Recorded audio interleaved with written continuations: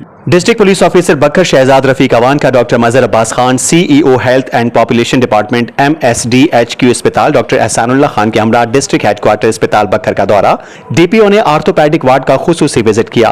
Report गुलाम यासीन खोकर और आप देख रहे हैं आज तक की वीडियोस देखने के लिए हमारा चैनल सब्सक्राइब कीजिए और बेल आइकन को क्लिक कीजिए ताकि आप हमारी आने वाली वीडियो से बाखबर रह सकें। District police officer Shahzad Rafiq Awan का CEO health and population doctor Mazhar Abbas Baloch के हमरा DHQ बखर के ऑर्थोपेडिक का खुसूसी विजिट किया।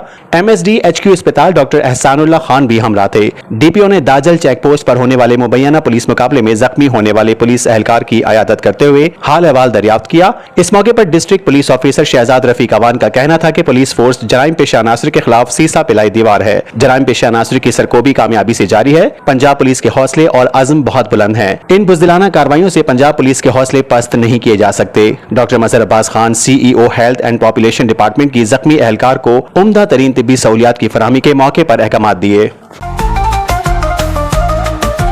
आज तक न्यूज, खबर सच के साथ।